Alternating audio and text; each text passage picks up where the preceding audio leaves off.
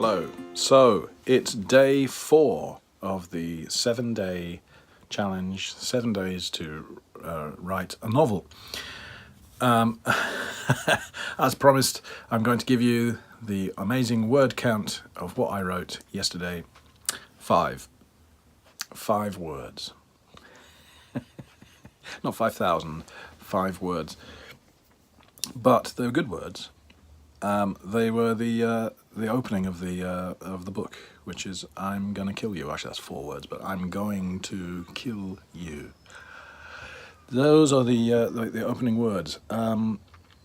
That might not sound like very much, but actually, what I spent most of yesterday doing, apart from procrastinating, was rethinking the whole novel, sort of by accident, and it just kind of struck me at one point the reason why it's been taking me so long to do this novel is because it wasn't very good. No, it was too convoluted, too many things going on, what can I say? I don't want to give too many spoilers away. Not that you're going to read the book, but just for completeness, just so you know, I had one character who had killed or we're not quite sure, but we think that they'd killed a Filipina bar hostess. Hannah Walker was going to investigate that. But that opens up a whole kettle of fish that I don't particularly want to open. I don't really know much about Filipino bar hostesses.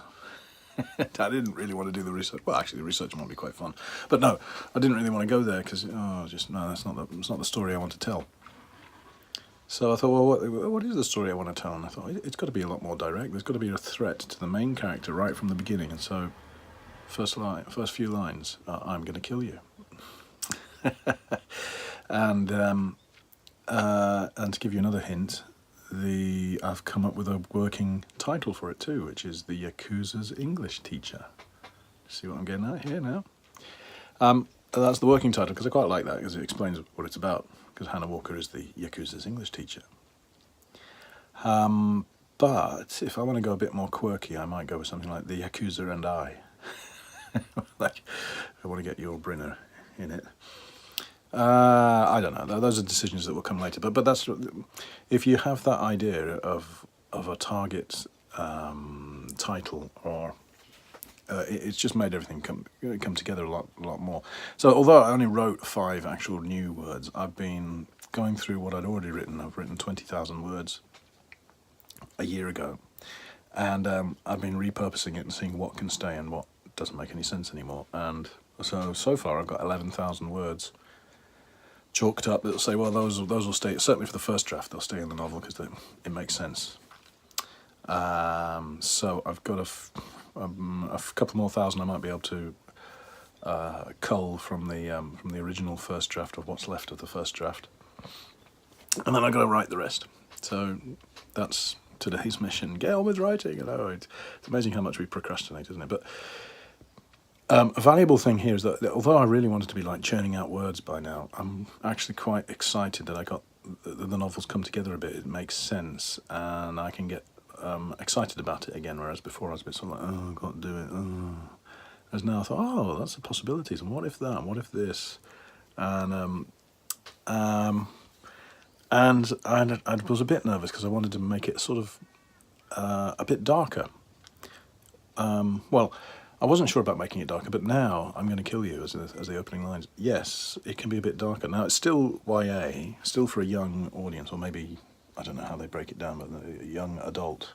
What's the next one? New adult, or whatever it is. But like, the protagonist is now going to be 21.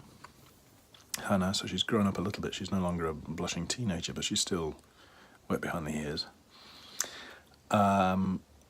So there needs to be, I'm going to have a sort of a love interest, which has to have, what is it called? I know so much about love. A love triangle. So you need 2 characters.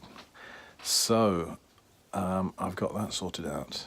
As I said yesterday, I wanted to turn this more internal and make the drama more internal, and that's by thinking that yesterday, and then procrastinating terribly yesterday, somehow the subconscious came up with, oh well, that's your opening line, not what you had before. I thought, oh yeah.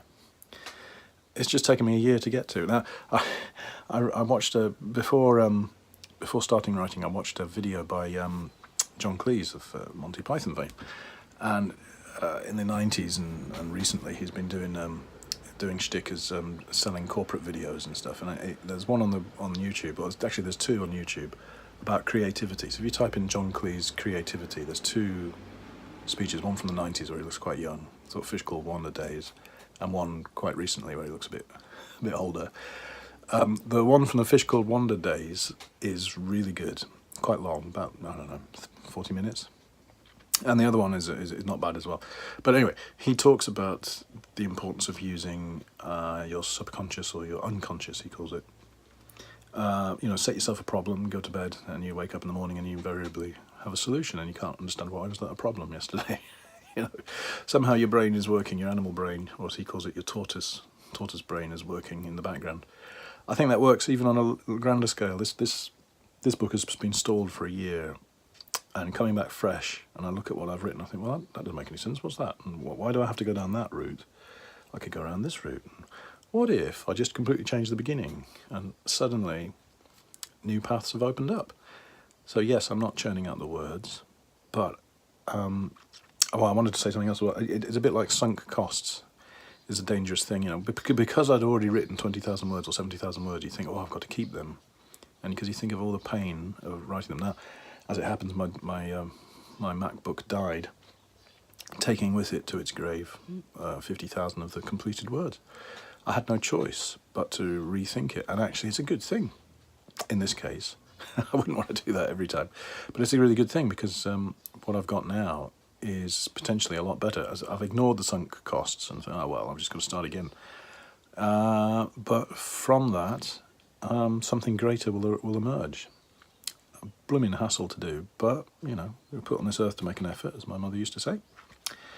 So, the yak and I. Okay, day 4, so it's what, 11 something a.m. I've still got the rest of the day off, and my little ones are at school, and the boss and her boss are coming back later. They're still on holiday, so they went for a little trip to an onsen in Chiba. So I'm still free around the house. So I've probably got another hour left of very productive work, and then and maybe some more in the afternoon. So we'll see what I can do. I don't think I'm going to be able to finish this in 7 days, but you never know. It's looking good. However many days it's going to take, it's an improvement. So the message here is: put your backside in the chair and get working. All right. Talk to you tomorrow.